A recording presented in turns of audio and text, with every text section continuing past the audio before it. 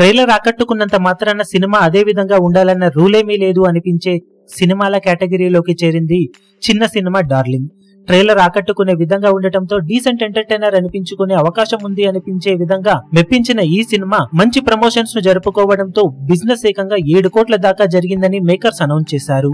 దాంతో బాక్సాఫీస్ దగ్గర సినిమాకు మంచి ఓపెనింగ్స్ చాలా అవసరమని అందరూ అనుకోగా తొలి ఆటకే ఊహించని విధంగా డిజాస్టర్ టాక్ ను సొంతం చేసుకున్న ఈ సినిమా బాక్సాఫీస్ దగ్గర తిరిగి ఏ దశలో కూడా తేరుకోలేకపోయింది. తొలి 2 రోజుల్లో మొత్తం మీద వరల్డ్ వైడ్ గా ఈ సినిమా 80 లక్షల రేంజ్ లోనే షేర్ అందుకోగా అందులో తెలుగు రాష్ట్రాలలో కేవలం 65 లక్షల దాకా షేర్ ను మాత్రమే సొంతం చేసుకుంది.